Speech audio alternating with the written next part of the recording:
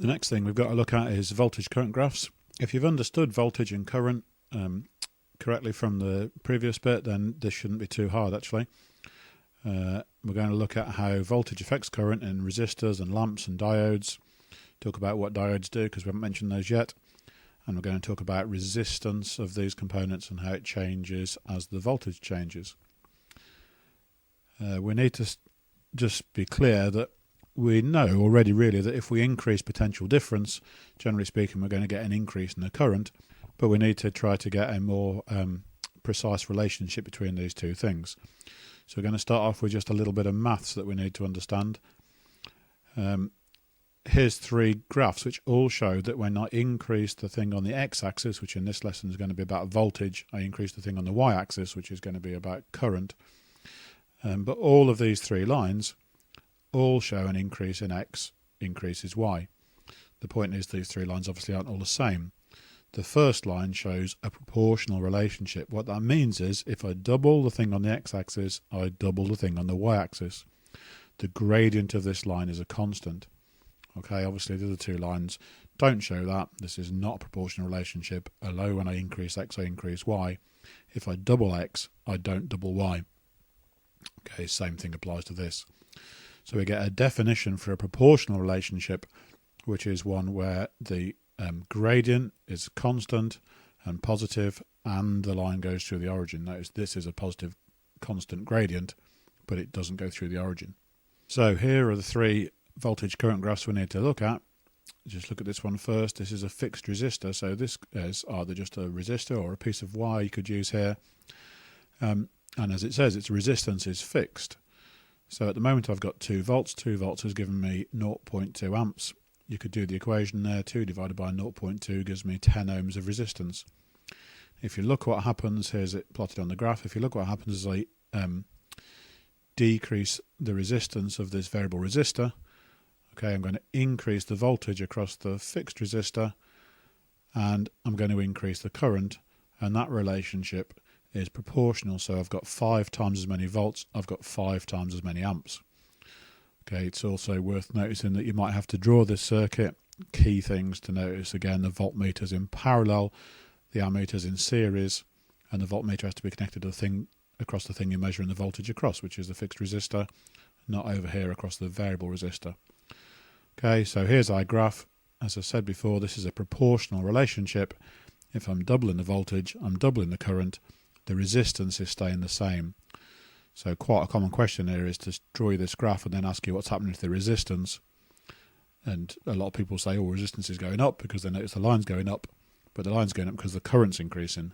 The resistance is staying constant. So here's the second one. This is a filament lamp. So it looks pretty much the same. We've got a bulb in here.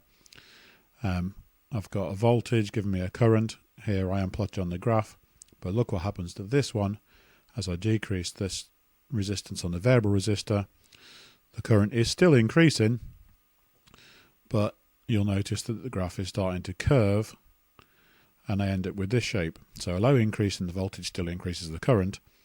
The resistance has increased. Okay, the fact that the line curves this way, you're not getting as much current as you're expecting to get when you started. That's what tells you the resistance must have gone up. You could do the calculation. I've got 10 volts and 1.5 amps here, so that's about 6 and 2/3 ohms.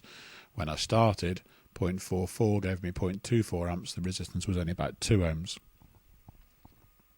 Here's the third one, the diode, a little bit more complicated. Notice here's a diode. A diode is a device that only lets the electricity flow one way. So at the moment, the voltage is going, is pushing the electricity this way, so the current's going this way. Okay, here I am on the graph, but you'll notice I've got pretty much no current, not enough to measure on the ammeter anyway. The diode is just slightly lighting up. This is a light emitting diode, an LED. These two little arrows here are the difference. It tells you this is giving enough light. But look what happens now if I decrease this resistance. Okay, then the current will suddenly rapidly increase. So what I get is no current at all across here. I can get negative and turn the battery around. So now it's trying to push the current in the opposite direction. Okay, and what you'll notice is the graph just goes flat across the line. So if I try to make the current go through the diode that way, I get no current at all. If I try and make it go this way, first of all I get no current, and then suddenly I get a big current. So think about the resistance. The resistance here must be very, very high because I'm getting no current, and the resistance here suddenly goes down because suddenly I'm getting a very big current. This animation might just help you to explain. Sometimes for higher people they want you to explain why the resistance of the lamp increases. So here's a cold wire. These little grey circles, these are representing the fixed metal ions in a wire. Obviously the big blue ones, the electrons, are the electrons moving about inside the wire. At the moment there's no current. What you'll notice is that the ions aren't moving very much in this wire because it's cold. In this one the ions are vibrating much more because it's hot. The electrons aren't moving because the battery's not connected, but if I connect the battery, okay, what you'll see is this animation is supposed to show at least that in this one the electrons move much easier down the wire, so they're moving much faster, so you're getting a bigger current. That must mean there's less resistance because they've both got the same voltage. So this is a lower resistance wire.